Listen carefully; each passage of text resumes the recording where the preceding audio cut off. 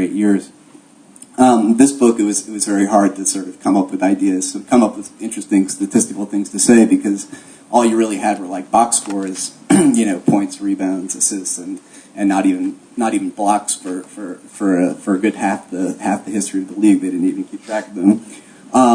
So we had to kind of be more innovative in terms of like how we came up with interesting things to say statistically. And so one of the ideas we had was to use game recaps, like Associated Press game recaps, which are available through the power of LexisNexis. And so we collected, I believe, like 23,000 of these game recaps, and then did like keyword searches for various like fight-related words like elbow and kick and headbutt, skirmish and whatnot, as many as we could, and tried to basically identify every single fight and skirmish and headbutt that had taken place over the course of 3 decades, I think 1980 through 2009, and ended up finding about 500 of these incidents, and then basically Jacob, who's the lead illustrator, created this network graph where we kind of show all the different connections between players, where the connections are who they fought with, and both representing like which players fought the most, Rick Mahorn, Bill Laimbeer, Charles Oakley, etc., but also who they fought with and who they were connected with, sort of in the same way you see network graphs of like like Twitter network graphs or various other sort of network graphs. This was a network graph based on that's basically violence. Best violence? No, basically violence. In the NBA over this period, and so it took a really long time to do, but I think it was kind of worth it, just because it's interesting to see and the other interesting thing about it is that I think based on just a lot of recent events like the big Detroit Pistons Indiana Pacers brawl,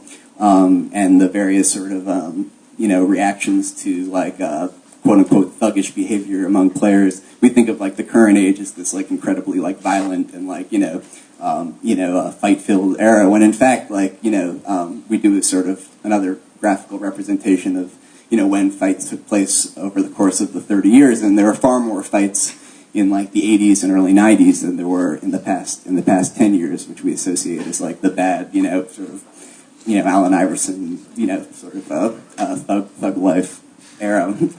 Back then it was like pretty common, and if we had game recaps, if LexisNexis gave us access to like the 50s and 60s, I think we would find even more fights.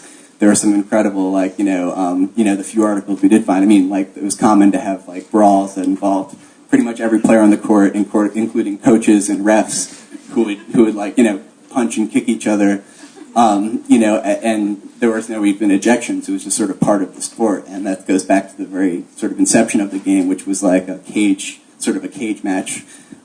Basketball was like originally played in a cage, and it was like almost like a wrestling sort of type event. And so that's the fight graph. Was there a time when our reaction to the fights changed? Was there like a specific time? Was it one incident? Was it Kermit Washington? Was it like? Do we know what that was? I see you shaking your head over here, Mr. Dr. LIC. Sorry. Oh, you were shaking? Yeah. Okay, please go. I can add something on that.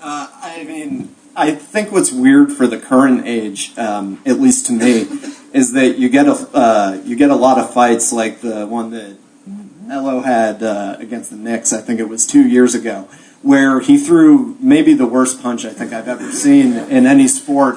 I think it was kind of like this or something. It was a baseball punch. Yeah. He has a good arm. But so he threw the punch like that, and I think he got suspended for close to 20 games for that. Is that right? And people were upset about it in at least the mainstream media. But I think the reaction I had was just, he should punch a lot better than that. Not to say that everybody should be getting in lots of fights or anything like that, but it's odd because I think we're not as willing to look at fights, but at the same time, in the NFL over the weekend, you had a pretty big fight, and there's been a lot of hubbub over it, but not anything that says NFL players are out of control or anything like that. So the current fights to me actually seem not that bad. Not to say that they're good, but they don't seem quite as awful as I think we make them out to be. I think it depends also how much people see the violence as somehow integrated into the game being played well. I mean, people talk about, in the book, Joey Litman, whose parents are here, he wrote an essay about the Heat-Knicks rivalry, which was one basically predicated on kind of beating the shit out of each other. And, the bad boy Pistons, what was their identity as a team? They beat the shit out of people. So it sort of comes down to, bad fighting, fighting that seems kind of haphazard and, they aren't really playing defense, they might throw a punch or an elbow because they're lazy, versus these guys are playing their asses off, and that's why they'll punch each other. And, I think this is sort of what's really interesting to me is when you get playoff time, everyone talks about like a playoff foul, playoff basketball, playoff blah, blah, blah. But if there's a fight during the season, everyone, decries the thuggish game of basketball. And so I never quite understood why it was that you were supposed to champion a more violent form of basketball, i.e. playoff basketball, but then also be upset when there was a fight because it showed that players were out of control. And I'm not saying I think like this or the people who think like this are entirely sane, but I think it has to do with how much the violence is kind of part of the fabric of the game versus just sort of a freak occurrence. Don't you think, remember we should probably ask Mr. Williams about this, but in the 70s, 80s, I think that there was a lot more, it was sort of ingrained in it in a way, and then after the Artesting, there was sort of an institutional push to get rid of it as much as you could. They were saying the players are too close to the fans, unlike other sports. There's a chance it'll roll over into the stands. All that stuff. I remember. Do you remember there was I must have been in the 80s. There's a picture of in Sports Illustrated, a big 2-page photo of Xavier McDaniel choking Wes Matthews during a game, just like in front of the scores table, bending over, choking him. It was much more a part of the sport then, I think, and now. Even and the Carmelo thing was sort of on the heels of that, but now there's been such a push to get rid of it altogether, I think. Well, this brings up a question, actually, I wanted to talk, Mr. Litman is not here, but hello, Mr. Litman's parents. But David Stern, I think is a major factor in pretty much all of how we think about the NBA right now. And I think that's certainly the way that we react to these things. Because he has a chapter where he talks about the 70s, and he talks about how, he talks about the early days of Stern, when he was a lawyer, and he was starting to come into the league, and basically they realized how powerful of a person he could be, and he ultimately took it over. Do you think there's this kind of idea that David Stern is such a great commissioner, he's in control, or so on? Do you believe that? Do you guys think that? Do you think that Stern is just... What do you guys think about Stern? I'm looking out in the crowd because whatever I say, Tommy Craggs is going to yell at me about it later. He does that. Yeah. My feeling on Stern is this, that what he has a real knack for doing is making a big splash and then letting everything sort of drift towards the center. It's class, he's a union buster. It's classic negotiating. You stake out a strong stance, you appease the people who really want to see you take a strong position on something, and then when it actually comes time for it to work itself out, classic example is the dress code. The dress code, everyone was supposed to be wearing 3-piece suits, and by the end of the season, everyone was just wearing jeans and T-shirts under blazers. No one ever complained about it again. And no one talks about it now. Right, yeah, no one ever talks about it. And also, that year, too, there was also the new tech rules, too. And everyone's saying, the game's going to be ruined, players won't even be able to talk. And by the end of the season, and that's why I thought it was so weird that they brought back the new tech rules again this year, because it was almost as if they had he noticed, he had some polling data that said, people don't like all this talking, and he said, okay, I'll do the same thing again. And, by the middle, and actually the players, I think, or it wasn't some players, it was other people on the teams just assumed that when the season actually started, those rules would start to this year dwindle again but I guess he felt he needed to make more of a statement this time. So, I don't know, I think in a sense, Stern does this stuff, people say he's out of touch or catering to an audience that will never like basketball, but he has nothing to lose. And I feel like the players, too, a lot of them understand that Stern just does these things to fool until people. a labor negotiation. Right, and that's but I think that's probably what Tommy would say here, would be the idea.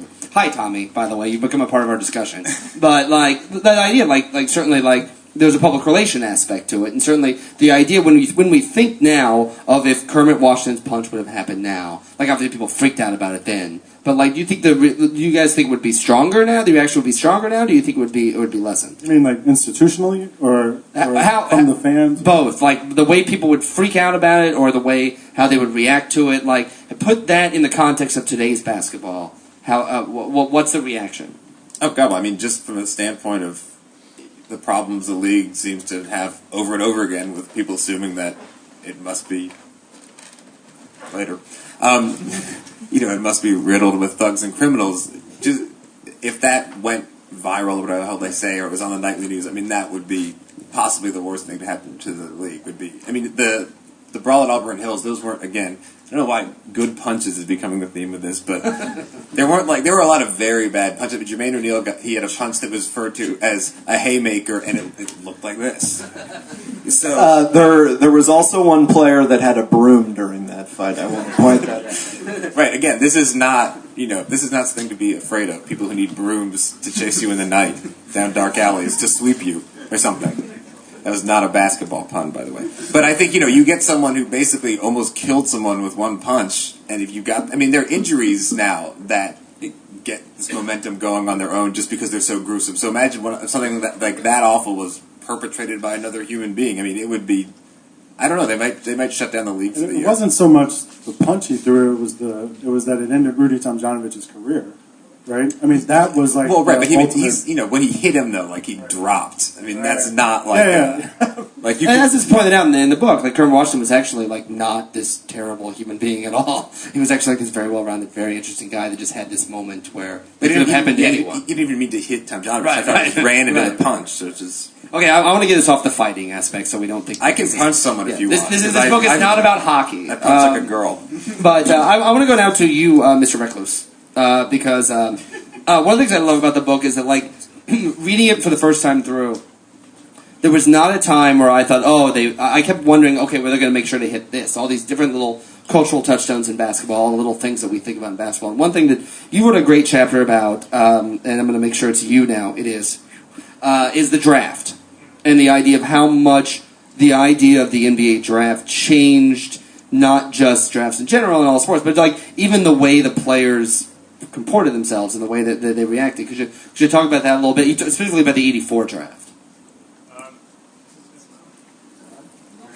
Here we go. I mean, so the '84 draft, just for people that aren't familiar with it, is the one where Jordan, Olajuwon, Charles Barkley, and John Stockton all won the draft in the same year. So it's sort of thought of as like the greatest draft of all time, or at least of the sort of the modern era.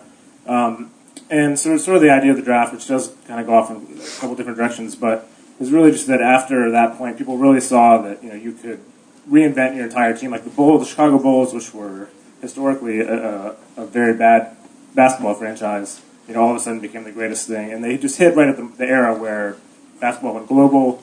Jordan became literally a brand, and so the people really had that idea after the '84 draft, even early on, that this was you could totally reinvent a team. And so then we had teams.